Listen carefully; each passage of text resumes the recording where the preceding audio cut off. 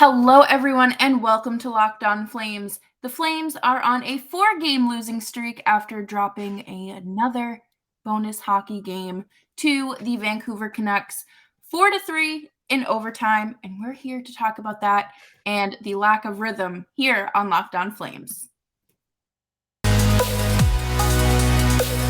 You're Locked On Flames, your daily podcast on the Calgary Flames. Part of the Locked On Podcast Network, your team every day.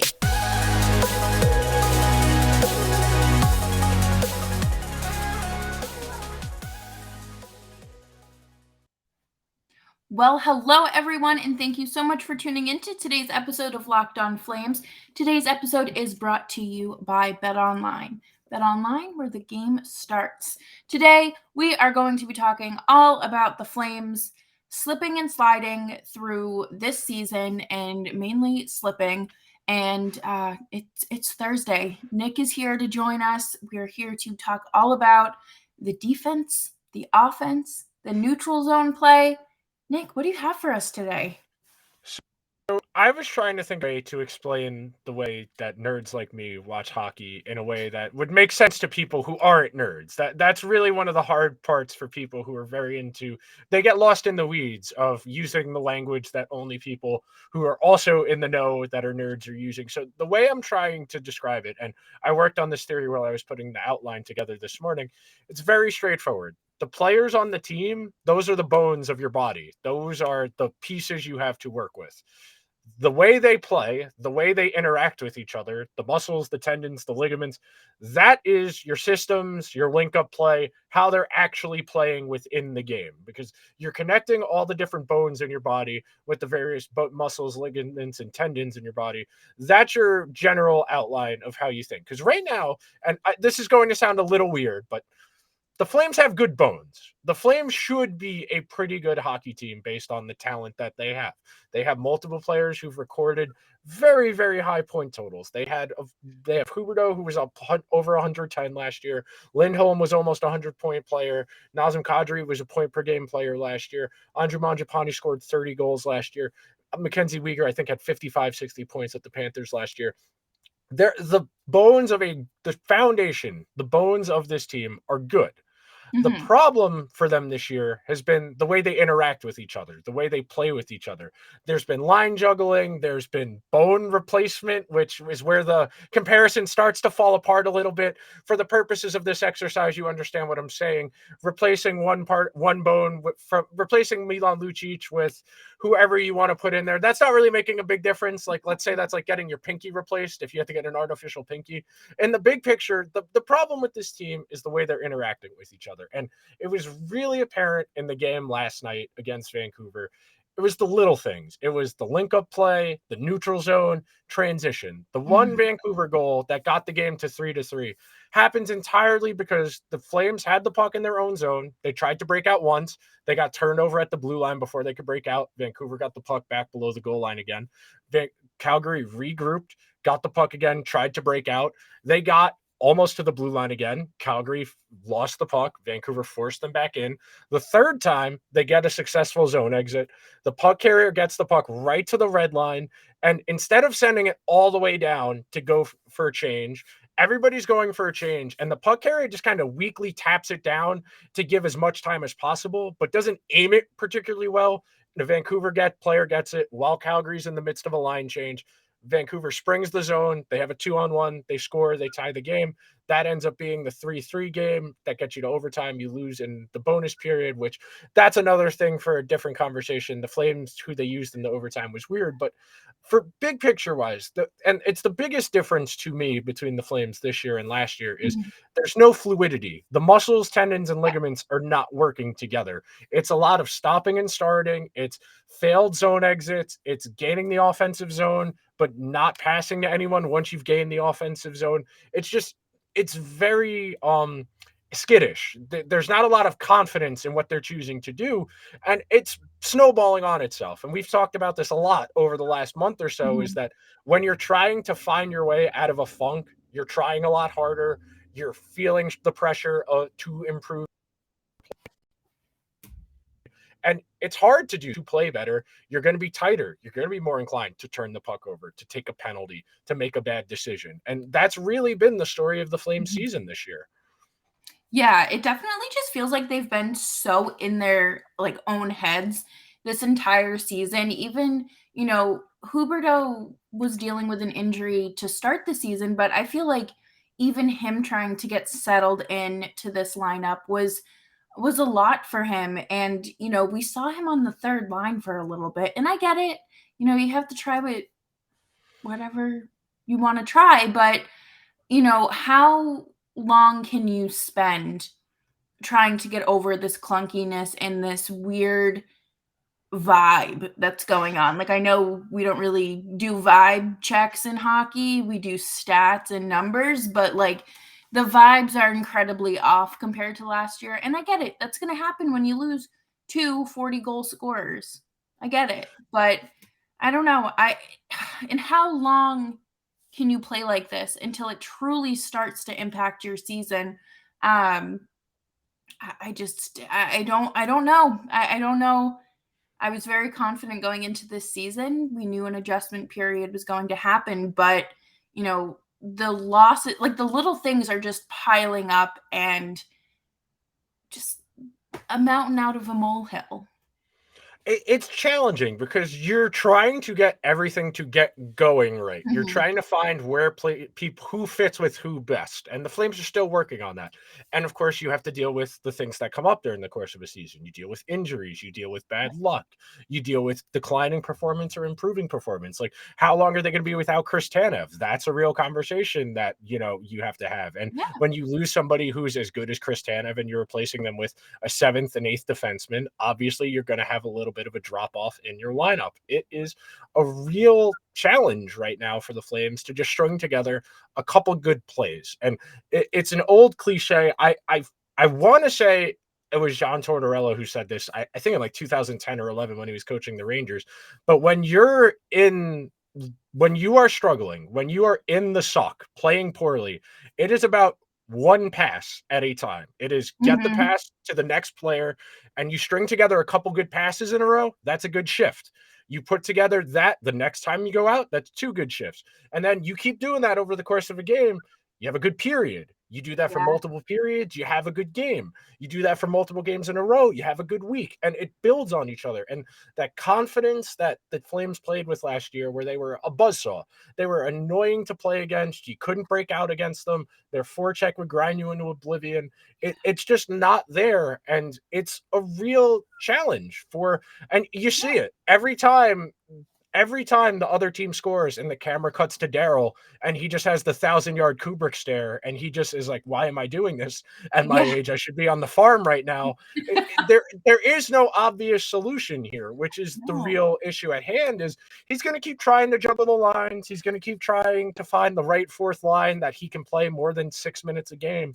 But it's going to be incumbent upon the guys on the team that are playing significant minutes to find their confidence, because they're Right. better than they're playing. Like, there's no question about that. The Flames have enough talent to be better than a couple points out of a playoff spot. Oh, 150%. And I think we saw it last year in the postseason when Chris Tanev was out with his significant injury, how quickly that team dissolved. Yeah. And this is no discredit to Chris Tanev by any means, but I never realized how much of the glue he was, and he still is to this team. And it felt like before this road trip that this team was finally like, it was there. Yeah. Like they were turning this corner. And then, they lose to Columbus, whatever. And then the second half of a back-to-back, that game was wild, absolutely out out of control against the Leafs. And then, you come home and like you're still losing. So what can like the coach can only do so much. Yeah. And considering that your coach isn't Jeff Ward anymore, and your coach is Daryl Sutter. We've said it so many times on this show, but he is one of the greatest, if not the greatest, coach of all time. So it's time for the players to step up. It's time. Completely agree with you.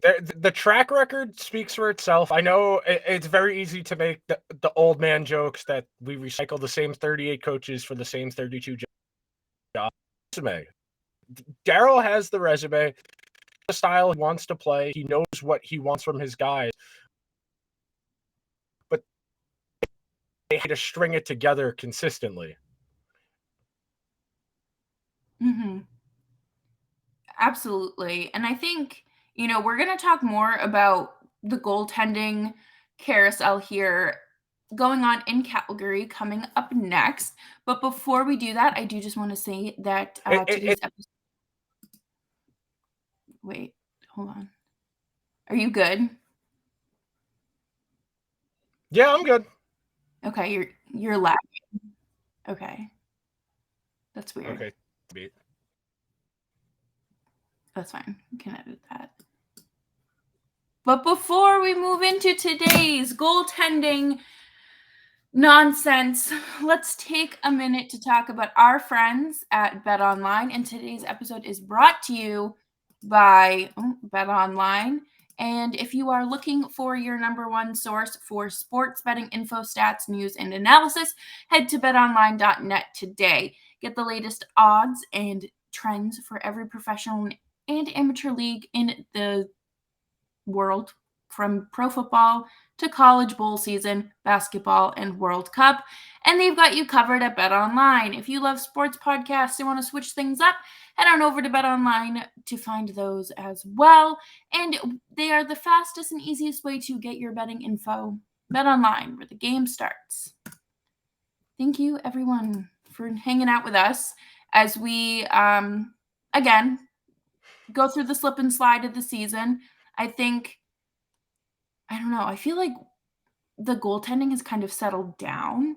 I mean, I don't see Markstrom doing obscure things like sliding into the neutral zone, and I feel like he's stronger at tracking the puck than he has been earlier in the season, but you don't know what you're getting on a nightly basis, and I think that that's kind of the main issue. It's one of the bigger issues here because, the consistency is something that this team needs. I think any team needs that in terms of like a recipe for success.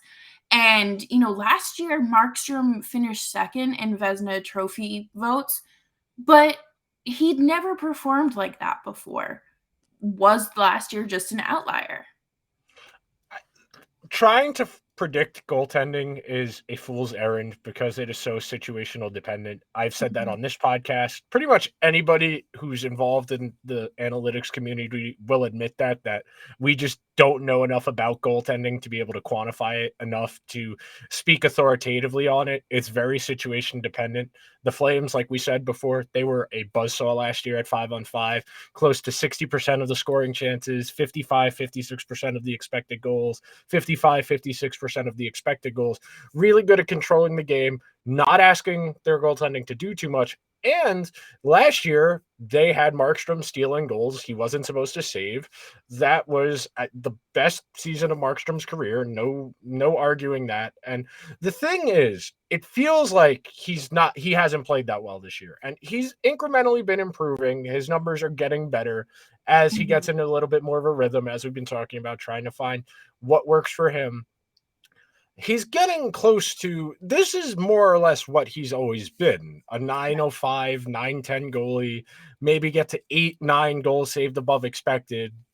For context, Shesterkin was first in the league last year. In the regular season, he ended up with 31-32 goals saved above expected. Right now, the league leader, the last time I looked, was Connor Hellebuck, who is at like 17-16, which you would expect for about the halfway point of the season. Markstrom's at 4.5, which that's a little bit better than his career average. This is generally the range he's typically fallen in, but this is one of the better seasons he's had in his career. So that tells you a couple things. If he's got a little bit goals saved above expected, that's telling you that he's saving the ones for the most part that the statistical models think he should. That's what goals saved above expected is calculated on. All you're doing is subtracting the goals you've allowed from your goals the goals, expected goals, excuse me. So for the year, he's supposed to have conceded X number of goals based on the models. He's actually conceded 4.5 less than that. So he has 4 goals saved above expected. That's decent. That is workable. That's a solid number for an NHL starter. Now, the Flames are going to need him to be better than that for a couple reasons. Number one, the team defense is not as good as it was last year. The Flames are not controlling play as much as they were last year. And the penalty kill, especially, is not as good as it was last year. When you add all 3 of those things up, and it's unfair to ask your goalie to make up the entirety of the difference between your team year to year, but that's typically what happens because your goaltender is the only one who is on the ice the entirety of the game. They are usually the one that's stuck holding the check. Like everybody else went to the bathroom at the exact same time the check came out to the table. That's what the Flames have done to Markstrom this year, where he's waiting for his friends to come back from the bathroom. And until then, the waiter keeps giving him dirty looks from over at the host stand. That's where the Flames are at right now. That they need Markstrom to steal them a game here and there. And he was good last night. He made a couple of really good saves. He made a really good save in the overtime before the Canucks ended up winning in the shootout. It's so frustrating. It is so frustrating to see the glimpses because you see it. To come back from 2-0 is nothing to sneeze at. That to get back into that game after being down 2-0. The Flames have done that a couple of times in the last couple of weeks. They did it against the Wild a couple of weeks ago, where they found a way in these tough games, but they got to find ways to be more consistent. The defensive effort needs to be better. The link-up play, like we were talking about in the first segment, the transition play of just going from behind your own net to the neutral zone to the offensive zone. Until the Flames can start doing that consistently and controlling the flow of games, it's not going to look right. It's going to look clunky. It's going to feel like it's very hard to generate offense. It kind of does feel like everybody's just skating with their heads cut off with no real plan of what they're going to do. And that's why it feels like everything is so hard right now, because the underlying parts of the game, the little things, just connecting on your passes, giving your teammate a pass in a position where they can make a play on the puck as opposed to handcuffing them or losing control of the puck. Little things right now are what are killing the Flames, because the big picture stuff is good. They've got the goaltending. They've got 3-4 solid defensemen. They've got a decent top 9. The bones are good. It's about how they play with each other. That's the problem. Yeah. And again, I think a lot of the issues do come down to the fundamentals. I think that can kind of get lost in, there's a reason you start with the fundamentals in, when you learn to skate and whatnot. You're not going out there learning how to snipe the puck right away. But, just come back, reel it in a little bit. You don't have to, yes, everyone's goal is to win the Stanley Cup, but how about winning a game? You can't win the Stanley Cup in December. Right. Let's start with right now and then focus on the playoffs if and when you get there. And I think they need to find a good solid stretch of 5 games. 5 feels like a lot, but for them to win or to play a gritty game where they can confidently say, we played our butts off last night. We might have lost, but that's some of the best hockey that we've played in a while. Connor Mackey going out there the other night against the Canadiens and quote unquote fighting was silly.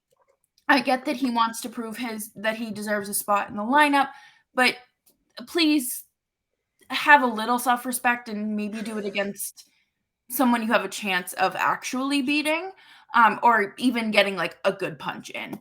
But again, I think that this team is just kind of lost, kind of circling the drain at the moment, but they have what it takes to get back to where they should be.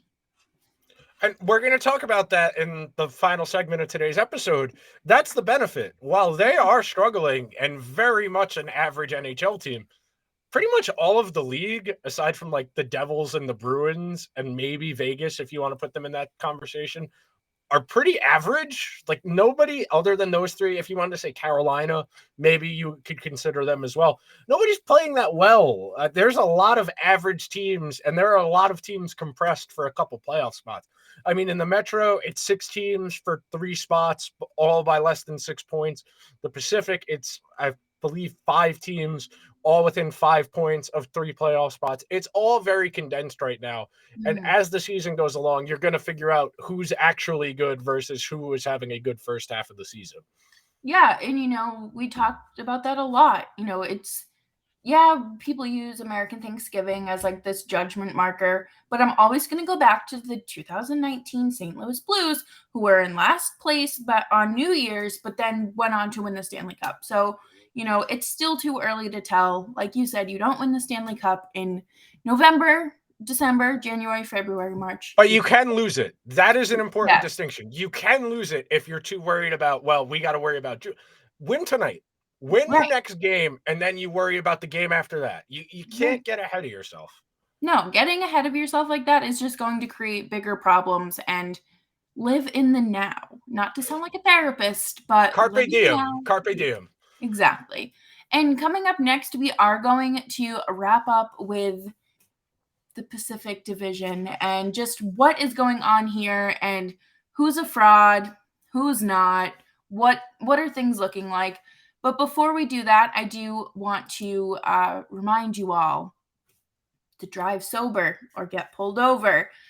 You're hanging out with some friends and putting a few back, and a few drinks becomes too many. As the evening comes to an end and people start to head out, you think of calling for a ride. No, you live nearby. You can make it home. It's no big deal.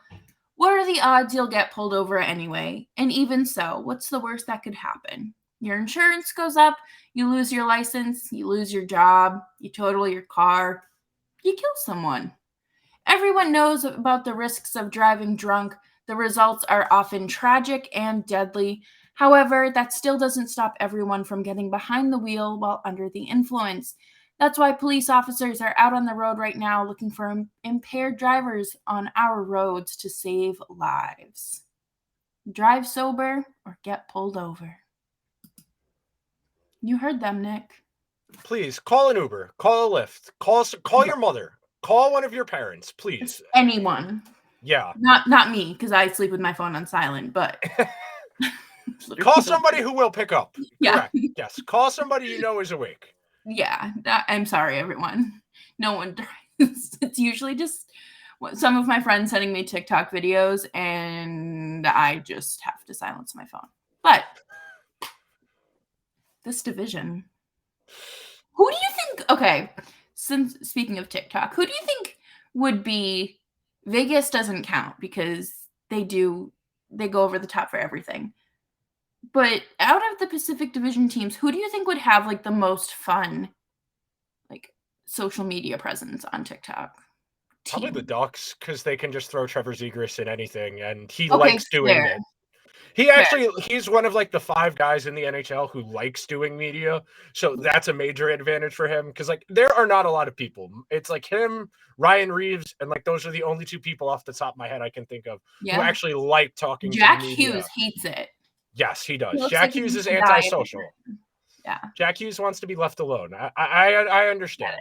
I get it. No, definitely the Ducks. Trevor Zegras likes attention, and he wants to do fun things. You saw him at the skills contest last year, putting on a cape and pulling Jack out of a magic box. That was sick. That was so much fun. But we do have to talk about Vegas, because I feel like last year was an outlying year for Vegas in terms of them being quote unquote bad. They weren't Vegas last year, but this year they're back. We thought that it was going to be rough for them because of their goaltending situation. Turns out it's actually kind of okay. I don't understand how Vegas continues to get so lucky. Bruce Cassidy as their head coach is also a very lucky break there. Logan Thompson is playing pretty well. He's played as many NHL games this year that he had career-wise last year, or career-wise rather. And I think that that's a testament. Bruce Cassidy has faith in him. I can't remember the other option's name, but he's standing his ground and he's able to hold his own, which is great. Mark Stone, brother of Flames annual PTO to contract guy, Michael Stone. Is he still out? Is he healthy? I know it's kind of been. Yeah, he played the other night. Yeah, he played against the Rangers last week. Yeah. Now, Vegas, the biggest thing is, and I wrote this in the notes, is none of these teams have proven goaltending at basically. Vegas is relying on a goalie who, like you said, he started 20 games this year. He started 19 all of last year, won the year before that. You're talking about Seattle, who both of their goalies have been very mediocre. You're talking about Edmonton, who's relying on a rookie goaltender as well. You're talking about Colorado, who's in a wild card spot right now, so someone the Flames have to be aware of, even though they're not in the same division. They're relying on somebody in Alexander Georgiev, who's never been a full-time starter before. And you're talking about the Kings, who relying on Jonathan Quick, who is very old at this point, Cal Peterson, who they waived a couple of weeks ago.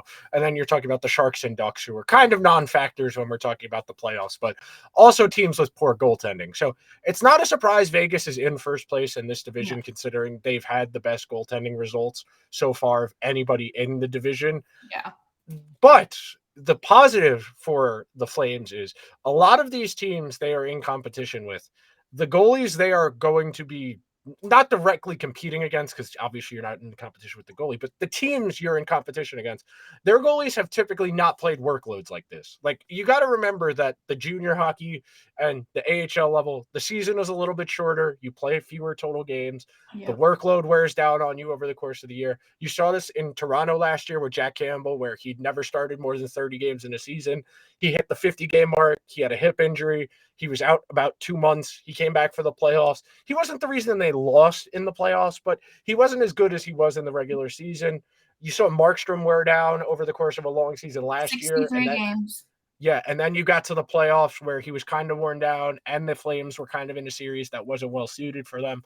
You got to manage your goalie workload. And the fact that the Flames have kind of found enough trust in Vladar that they don't feel like they have to punt whenever he starts, that's encouraging. So if they can just find a way to keep Markstrom at this 910, 915 save percentage, a couple goals saved above expected, then your math starts to get a lot easier in comparison to Edmonton, who's preying on a rookie goalie, Vegas, who's preying on a rookie goalie. The fact that the Flames have two experienced goaltenders, and Vladar doesn't have a ton of NHL experience, but he's got more than everybody else, basically. Right. And I think I feel like Sutter knew going into this season that he needed to give Markstrom just a little rest, a crumb of rest.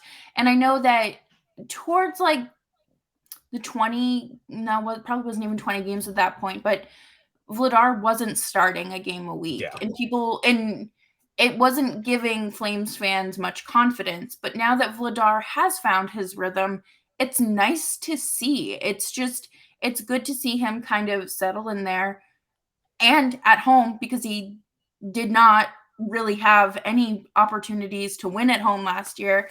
But it's great to see that this veteran duo in the Pacific Division, or out of the Pacific Division, can kind of lead this. And hopefully once Markstrom breathes, settles down, the defense gets healthy and squared away, they will make his life a little easier. And I want to see the top line.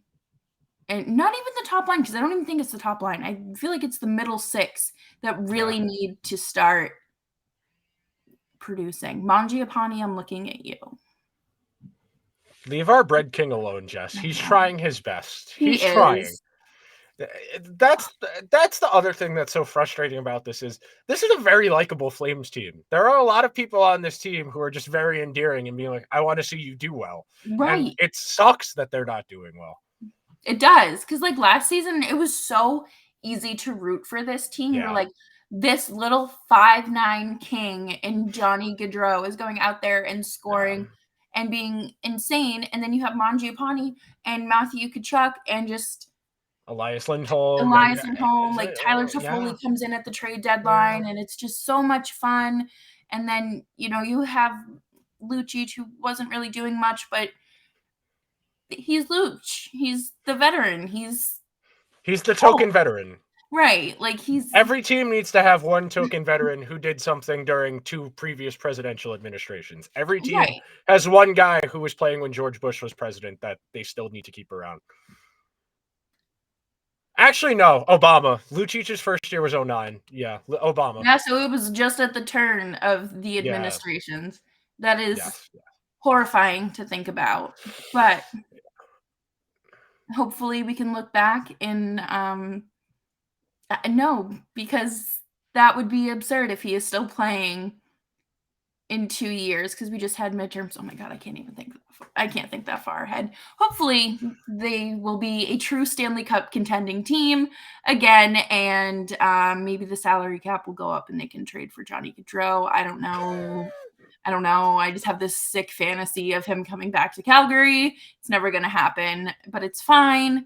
Just like how everyone in Boston has this fantasy of Luch returning and being like that top line guy. It's never going to happen. Stop trying to make Lucic happen. Exactly. That's all we have to say today, I think. Do you have anything else you'd like to add, Nick, before I drone on and on about missing Johnny Gaudreau? That game was so frustrating last night. There were so many opportunities because the Canucks defense is so bad. It's so bad. Like at one point, Tyler Myers, without a stick, skated into Connor Garland and in the neutral zone, and the Flames still didn't end up with the loose puck. Like I don't understand that. Yeah. I also don't understand how first of all, how Oliver Ekman-Larsson is making the money that he does and being slow, and then Thatcher Demko is out. Yes. So what is going on? Why couldn't the Flames do it?